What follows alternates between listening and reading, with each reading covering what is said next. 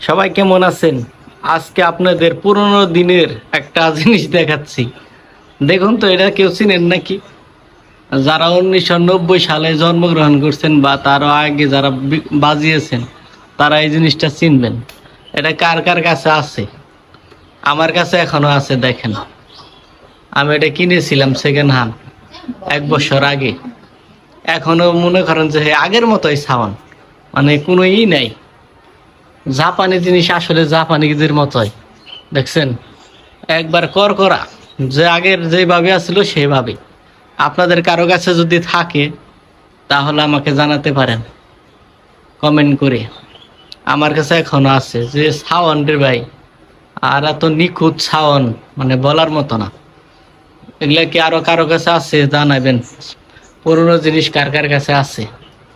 আমার কাছে আছে। এটা 1 বছর আগে কিনছিলাম 4,000 টাকা দিয়ে। শখের জিনিস তো, এই কারণে কিনে আনছি।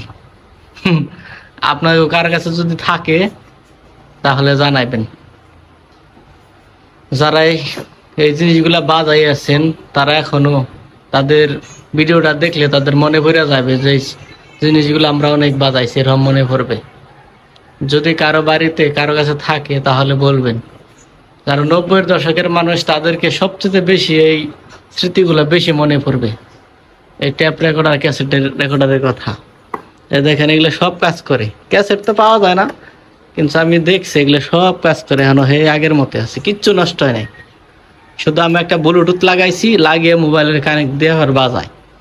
আমি নিজেই লাগাইছি, সেই সামান। একবার অরিজিনাল স্পিকার সব আছে, মানে খুব ভালো।